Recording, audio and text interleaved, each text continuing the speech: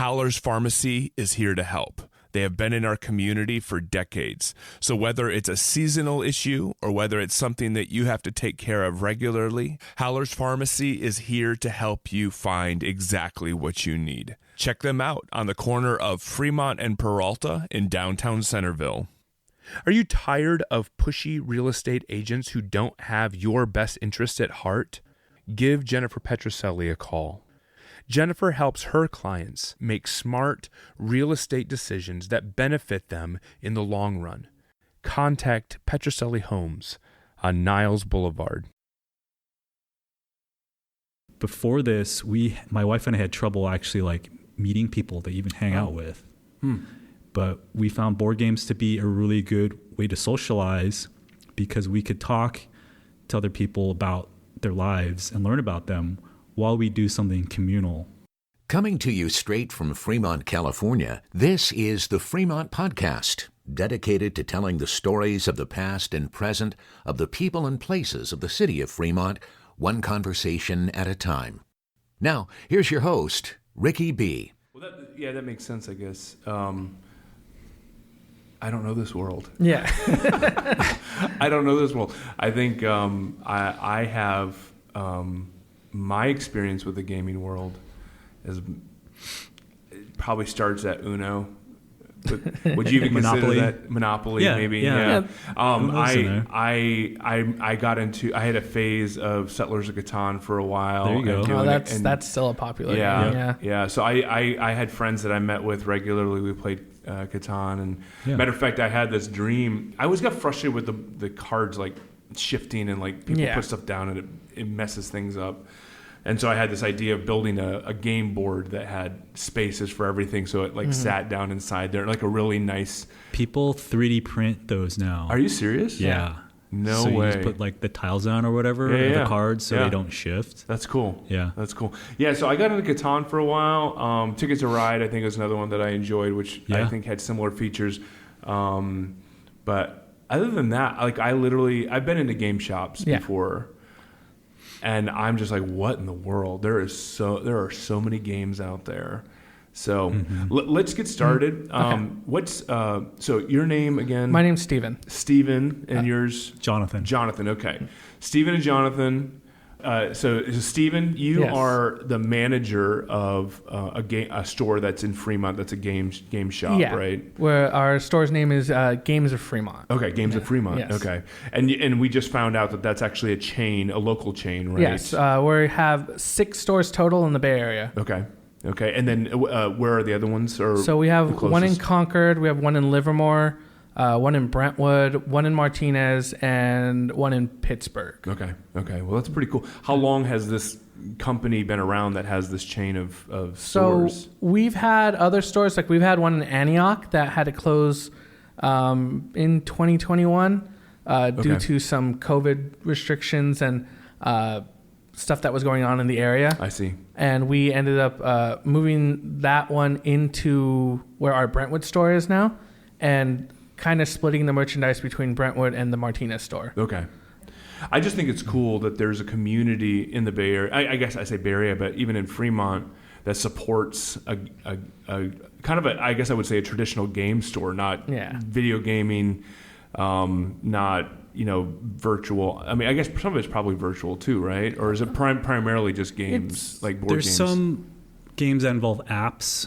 Okay. There's some games that you can play online. Okay. Like there's Board Game Arena where you can actually play board games on their website. Okay. But in general, I guess we're talking about tabletop gaming. Yeah. So it includes RPGs, miniature games, card games like Magic, and then board games. Okay.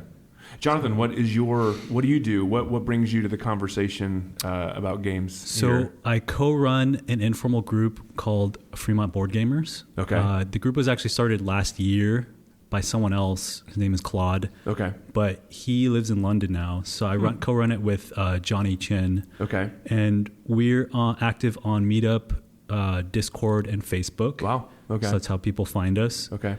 And then our Meetup group has almost 600 people right now, and it's constantly growing.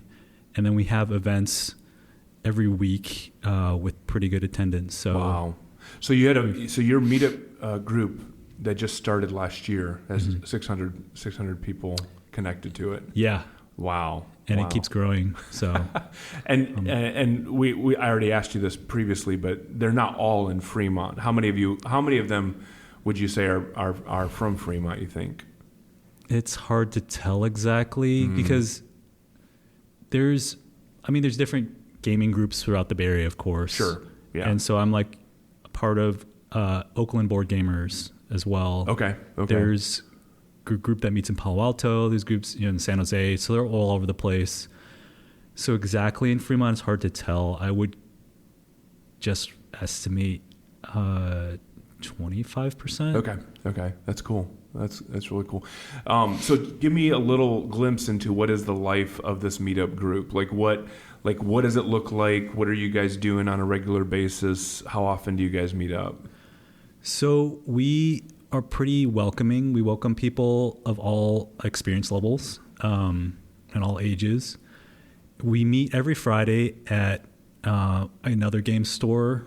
So it starts at 6:00, and then we have a sign up sheet so people have an idea what game they're playing beforehand. It's not completely necessary, but some people just show up and just find a group and start playing. Okay. So there's multiple tables playing the same game, basically, or different games. Different games. Okay. Just whatever people bring, whatever they're interested in. Yeah.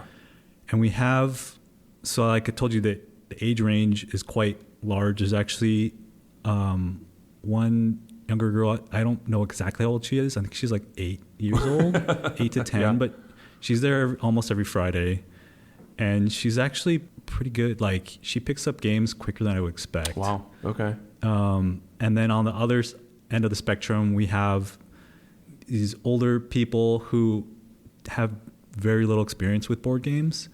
And so some of them just show up and they're like, I don't have a social group. I just want to meet people.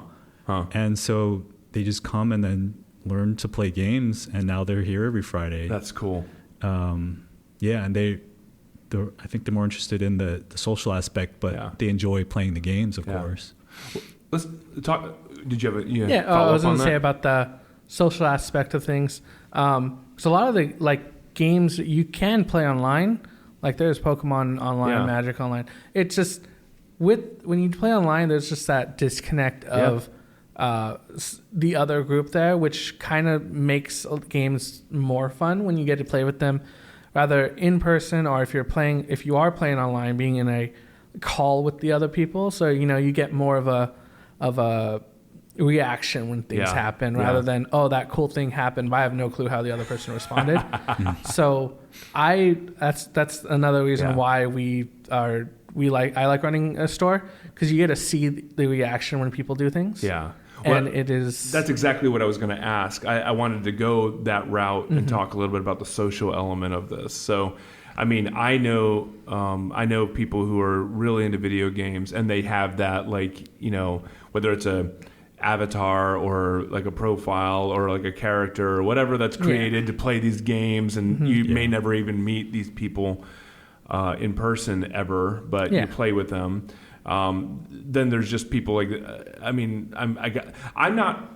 feel like I'm ignorant both on the video game level and on the real game level. So I'm kind of, I love games, but I don't play video games much at all. But I feel like there's people that you just drop into a particular, like my son, I told him that one of my favorite games growing up was Tetris. And I felt like Tetris was one of those things that really helped my mind and keep it sharp and like working out problem solving and stuff like that. So he hopped on and started playing Tetris, and all of a sudden there's like a bunch of other people, like he's competing against them. And I'm like, how does that even work? Like, that's not the way it worked when I was a kid. To your point, and what you guys brought up, the social element of doing tabletop games in person. I feel like that has to be a big factor as to why this idea of tabletop games and the gaming community actually works, right? Yes. That's definitely the best part of it. With every game, there's a winner and a loser with almost every game, right? But it's not about winning. If someone's just solely focused on winning, then they're kind of missing the more important parts, because it's not fun to play with someone if all they do is want to win and don't care about anything else. There's a lot of games that are kind of cutthroat where you can only win if you beat other people or take advantage of them or something. And that's part of the game, right? So it's okay to interact that way. But if every game you're just being cutthroat and just betraying people, like that's not fun. Or if you're just so good that no one else can even compete, that's not necessarily fun. So just interacting with people, I've met a lot of people through the group, made a lot of friends that I wouldn't otherwise normally have. That's part of the reason why I was so interested in helping to run this group, is because before this, my wife and I had trouble actually like meeting people to even hang out with. But we found board games to be a really good way to socialize, because we could talk to other people about their lives and learn about them while we do something communal, you know, instead of just sitting around and hoping that we have something in common to talk about. That's great. Yeah. So it's definitely the best part of it. So while I do sometimes play games online, it's never the same. You know, I would always prefer to play it in person rather than online. That's great. And so we do have events at the Fremont Library every other Sunday, and they like working with us because we make use of their space. And so they can have regular events where 20 to 30 people show up, which is great for them because it brings people to the library. That's right. And then it attracts new people to come. Some people just kind of wander in and like, oh, what's this? And then they get absorbed into the games and meet people who they like. And then now they start coming regularly.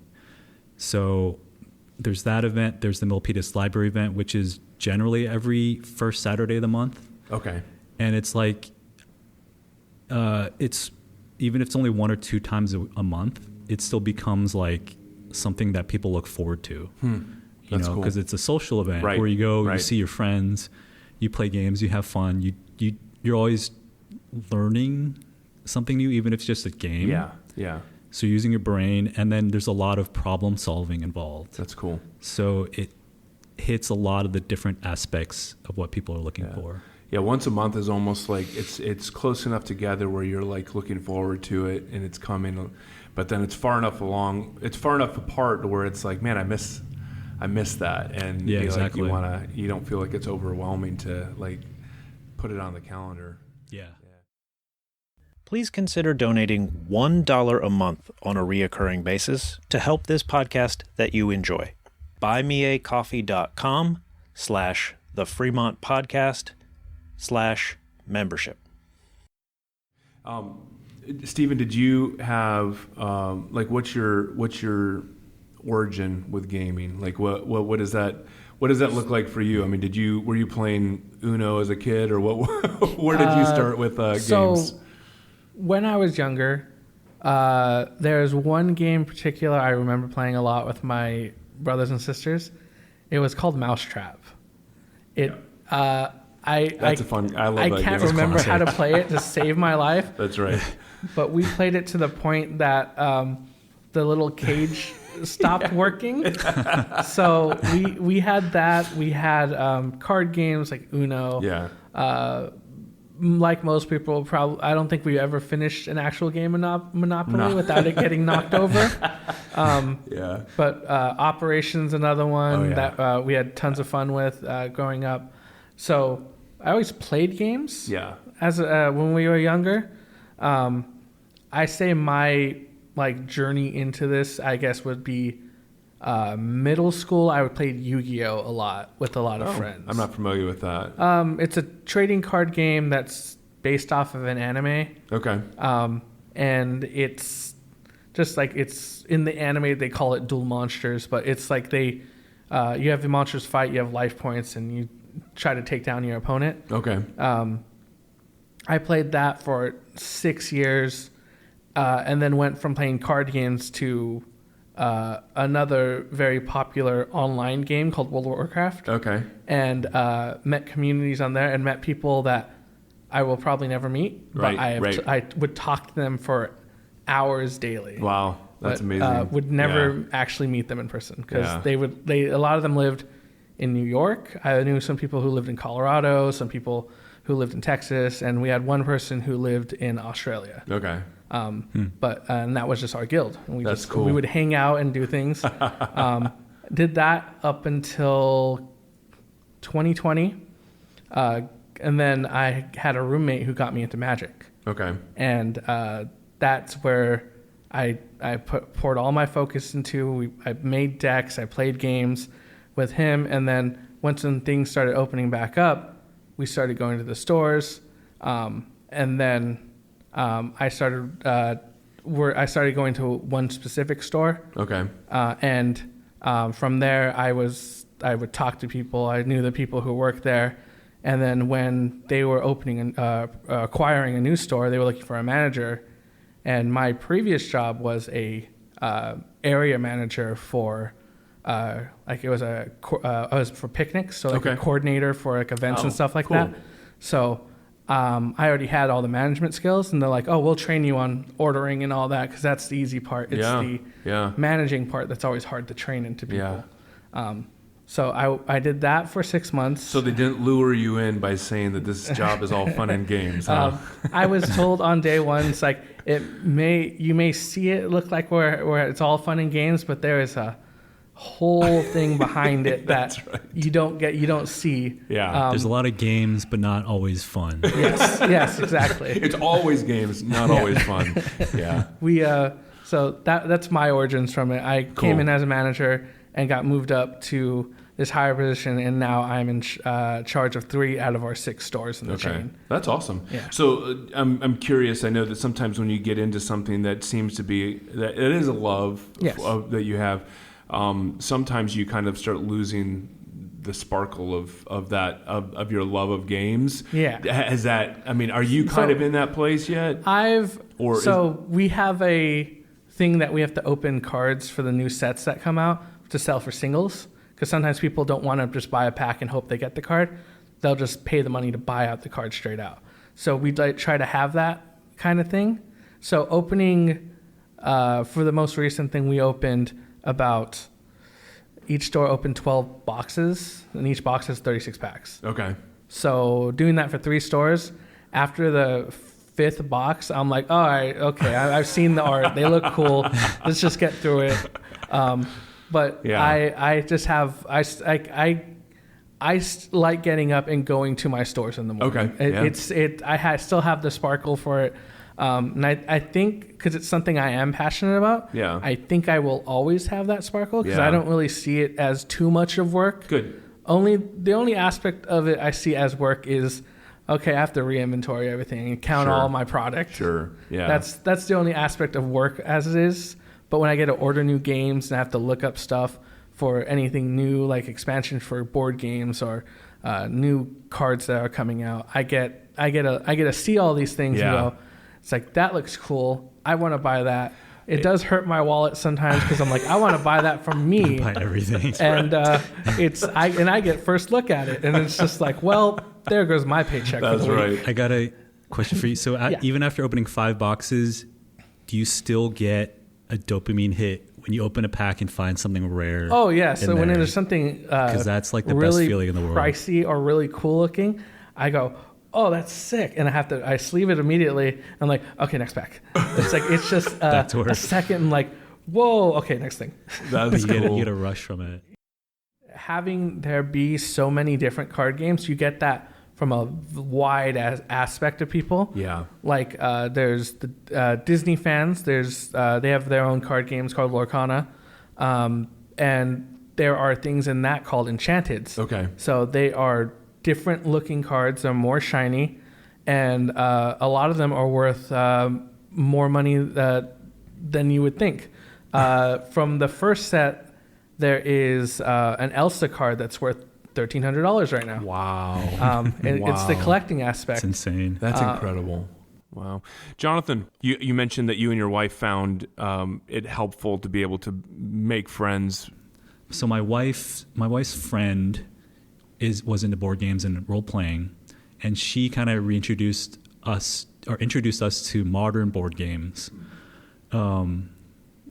She introduced us to Splendor, which is a great gateway game. Okay. Betrayal at House on the Hill, Lords of Waterdeep, and Tyrants in the Underdark, which are Dungeons and Dragons themed board games. Okay. Which have been out for a while but are classics. And so that kind of sparked my interest again. And then so after that, I was always kind of looking for people to play with, because I like playing with my wife, but she is not too much into playing competitively. Okay. Especially if it's just one-on-one. It's a little too intense. So I'm always looking for more people to play games, and it was just hard to find people. Yeah. We moved to Fremont in 2018. Okay. And so whenever we found people like in our apartment complex, wherever, who had those interests, we would try to meet up with them, but for whatever reason, it just didn't work out. So it was only really with this group that I found and started co-running that really got delved deep into board games, because now I have lots of different people to play with, lots of different groups who are like on the lighter side of games. Okay. And then groups who are into like really heavy games that take 4 to 8 hours to play. Wow. So yeah, now it's just like, now I'm pretty much playing games every day, and wow, that's just cool. Obsessing about them and spending a lot of money on board games. If someone's like me, who's like, I played games growing up, I found joy in it, it was a good time with family, maybe I'm interested in going deeper. Like what does that look like? So the ones you mentioned, Ticket to Ride and Settlers of Catan, those are still classics. Settlers of Catan is a little dated, but there's still, there's groups that we see playing them like every week, playing it still. Yeah, they're still bestsellers on those ones. Seven Wonders is another one that's part of the bestsellers list. There's Flux is really popular because they have so many different versions of it. If you have a show you like Game of Thrones, or I know they have a regular show one, different things like that, Disney version, they have a version out there for you. And there's a lot of games that do that, especially like more of the classics. Like Monopoly they have a D&D version, they have a Simpsons version. Monopoly is down to the point where they have city versions, because I've seen There's a Fremont Monopoly. I've seen the Fremont one. I've seen the San Jose one. And I've seen the Livermore one. And it just has the big streets on it as properties and stuff, which I think is cool, because Monopoly is one of those games that will most likely be eternal, because that's just how well made it is. There are some things that people change the rules a little bit, house rules and stuff like that. Yeah. You got things like Yahtzee is another big one. That's I played Yahtzee classic. all the time growing up. Yeah. There's certain ones that are still around that more people know. Younger people know them just as digital games, like Connect 4. Okay. And Guess Who? That's a digital game. Those are digital games. People play them on their phones now. Wow, that's funny. Same thing with they have like. Because you can play it with anyone. Sure. And then it just goes back and forth. Huh. There's, I'm trying to think what the more popular ones that are out right now. Villainous is another big one that's constantly coming out with new versions, and that's another Disney game. I'm going to come over to your house, and you're going to introduce me to a game that I'm going to get excited about. What's it going to be, Jonathan?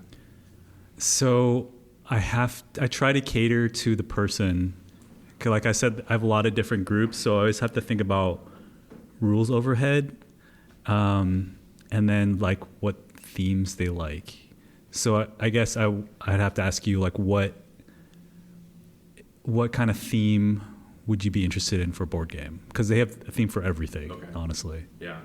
So by theme, are you thinking? Are you communicating something like it's outdoors or pirates? I see. Okay. Vikings or animals. So that's interesting to me. So you feel like the theme of a game actually matters when it comes to board games. It makes a huge difference, I've learned, because I enjoy learning new games, so I spend a lot of time reading rule books. Okay. Learning games. Some games I have a huge game collection. I'll play a game once, be like, it was decent, but nothing I'd play again, and I'll sell it. So just after having played so many games, I think about the mechanics, right? Because most games, you're playing cards or you're moving things on the board to do different actions, right? And you're trying to do that to accumulate points, which is through different mechanisms or systems or whatever. And that's all what it comes down to. The thing that differentiates it is theme. I was going to ask you that. What in your mind or your opinion makes a good board game? So first, either has to be, well, there's a lot of, that's a loaded question, but there's a lot of things to think about, but it's mainly about making sure people can understand it. Okay. So that's why rule books are so important. Yeah. Because either the game has to be really simple, so it's super easy to grasp, or you need a good rule book. Because I read a lot of rule books and they're not very good. Yeah. It's like if people don't understand how to play your game, they're not going to enjoy it. Yeah. Because they're going to play it wrong, which is a problem, or it just takes forever to parse the rule book. Yeah. It's just frustrating. My son wanted this Lord of the Rings board game for Christmas, and was it War of the Ring? I don't know. I don't know. But he wanted this board game for Christmas. He was really excited about it. We bought it for him. I can't remember how much we spent on it. Oh. And I opened it up, and I feel like I can read rule books and understand things pretty well and get to grasp it. Like I feel like I can. I read this thing. I was like, I have no idea what it's talking about. Anyway, so yeah, I think having a good. I totally empathize with the fact that it either needs to be simple or it needs to be something that's well explained, well explained for the reader. Yeah.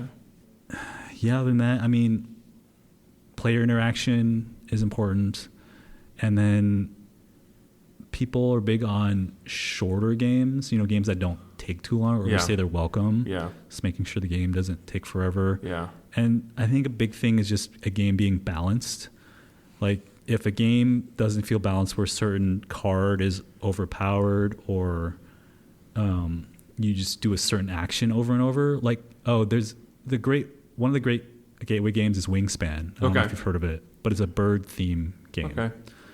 And it's really popular. It's sold millions of copies. Wow. But the thing that hurts it, in my opinion, is that there's one action you can do, which is lay eggs. And at the end of the game, each egg is worth a point. Huh. So at the end, the last round, I'm just doing that action over and over to lay eggs. And it's like, that's literally all I'm doing. And I usually come in like first or second.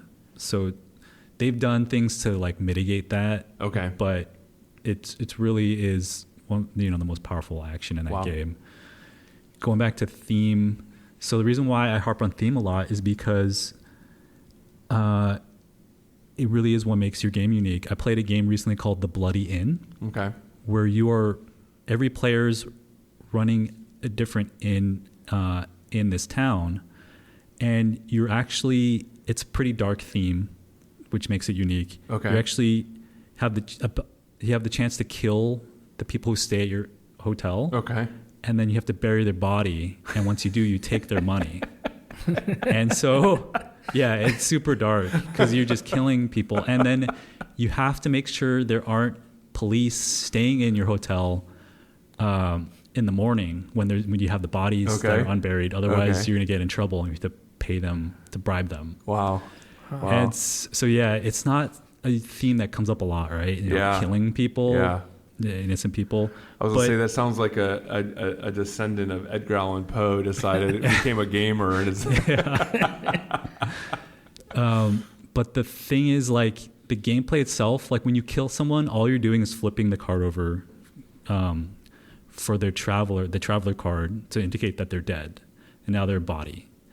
And in a lot of games, it's like you have cards representing different people and you might use them, use their action, where maybe they're a baker and you use their card and you get bread and then you discard the card.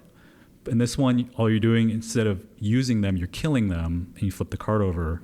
And it's like all of a sudden it's a super dark theme because now you have to bury the body. And so it's just like... That's interesting, yeah. It's such a little difference, but thematically it makes the game stand out. Interesting. Yeah. Wow. Stephen, what are you going to do? Like, how are you going to analyze the situation and point somebody in the right direction? A lot of times what people come in, they ask me if they're already avid players of board games. They go, what games do you like? And like, they just want to get a feel of like the game styles I like. Like certain games, like I would recommend them towards like King of Tokyo. It's a good 4-player game. They have expansions to make it to 6 players. Tokaido is another one that I enjoyed. Concept is another good game. But usually I get people that come in, they go, I have a big group of friends and we want to do something. What kind of games do you recommend? It's like, as soon as they mention big group, it's like, oh, I'm looking for a party game.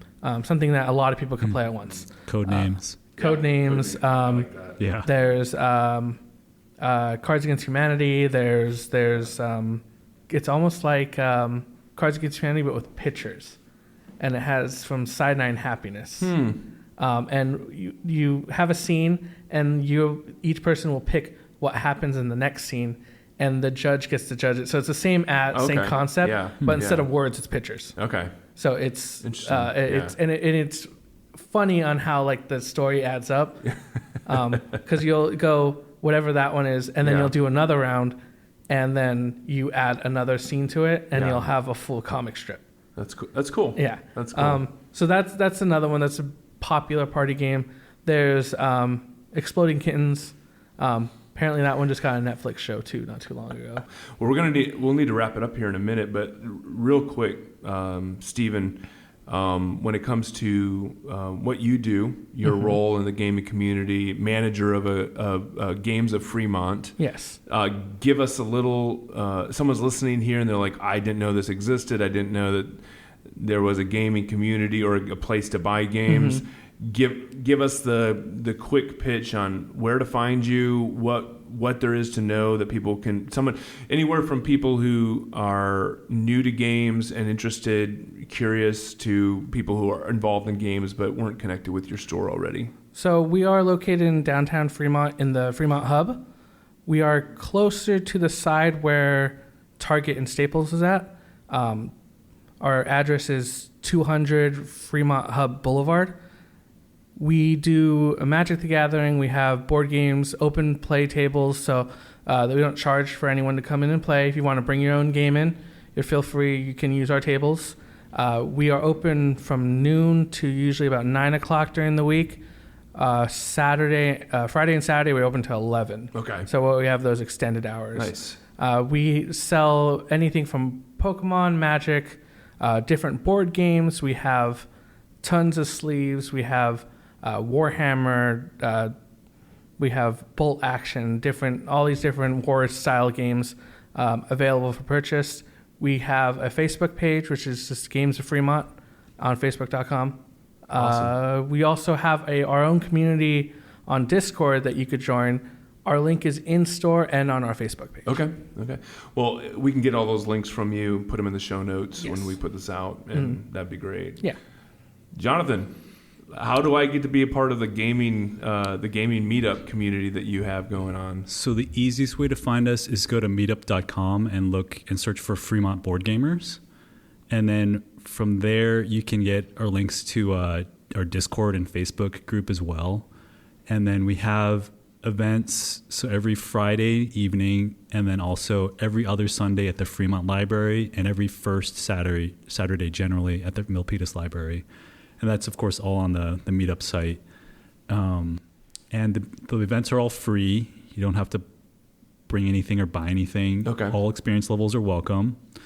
I actually had last year at the Fremont Library event, there was this old Asian lady who showed up, and she was the mother of other guy that was there. And she kept apologizing. She was like, oh, my son doesn't want me here because he's embarrassed.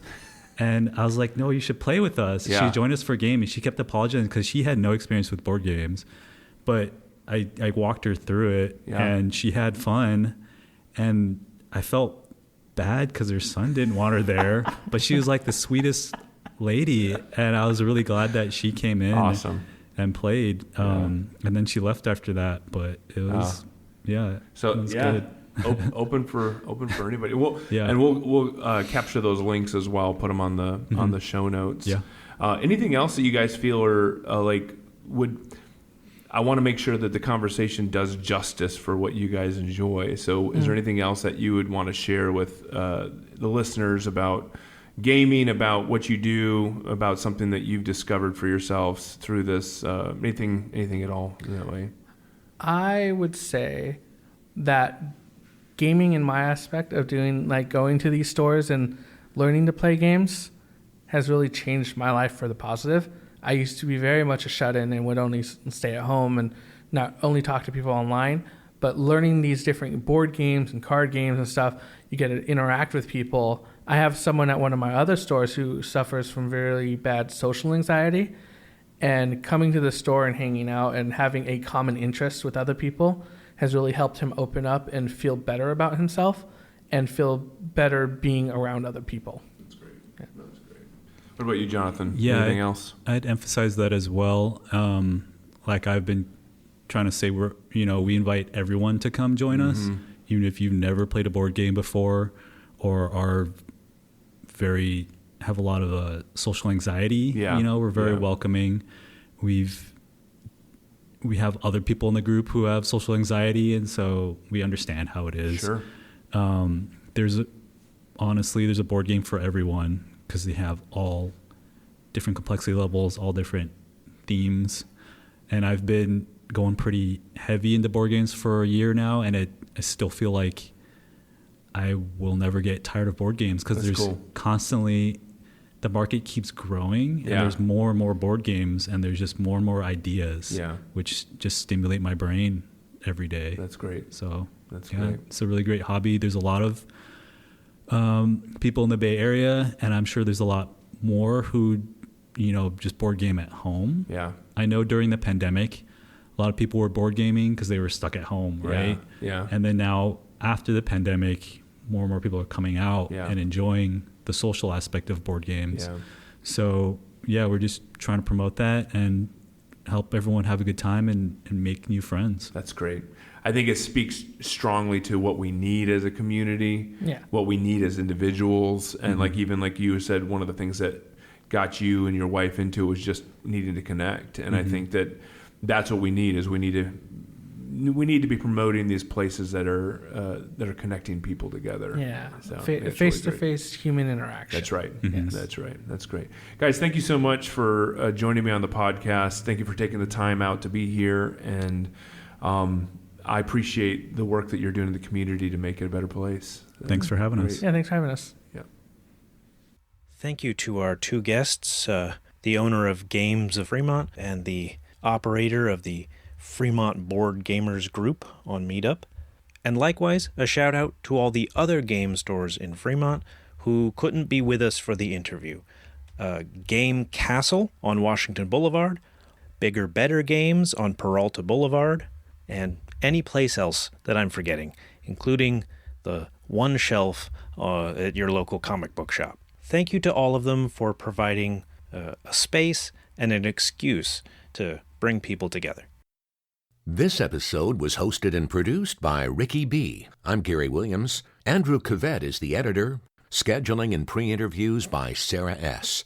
Be sure to subscribe wherever it is that you listen so you don't miss an episode. You can find everything we make, the podcast, and all of our social media links at thefremontpodcast.com.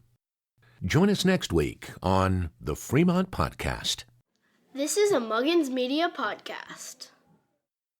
Thank you for listening to the Fremont Podcast. If you are an individual or a business that would like to be a sponsor partner on the podcast, please reach out at thefremontpodcast@gmail.com, or you can go to our website, thefremontpodcast.com, and you can reach out to us through our contact form. Thank you for listening, thank you for sharing, and thank you for your support.